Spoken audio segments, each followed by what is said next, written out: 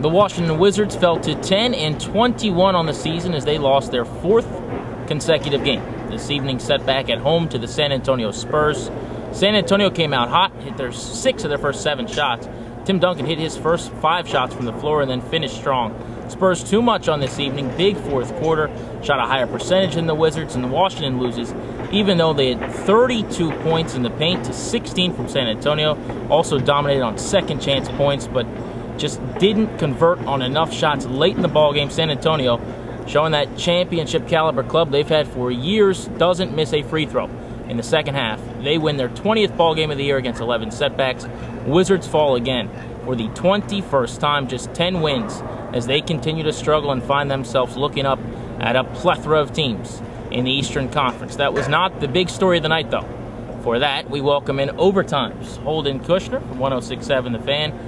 Really, this whole night began after the ball game ended when the Wizards, for the first time, were forced to step up to the microphone. Gilbert Arenas, Antoine Jamison, some of the other players, and talk about what has been a crazy last 36 hours here at the Verizon Center, as news was broken yesterday that Gilbert Arenas had a couple of firearms in the locker room that he put on the chair of or held at some point to Javaris Crittenton. He laughed a lot of the stories off, said that much of this isn't true, that the truth will come out.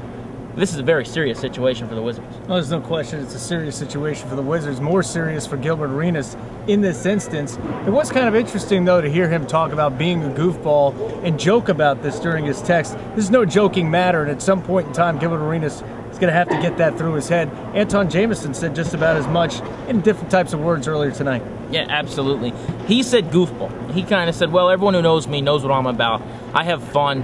And I think one of the quotes was, nothing's serious in my life. So clearly something happened that was meant to be a joke, perhaps, that wasn't taken that way by the media. He said a lot has been taken out of context and that the truth will be told. But Antoine Jamison wasn't laughing about it. He said this is no laughing matter and that this isn't Gilbert being Gilbert.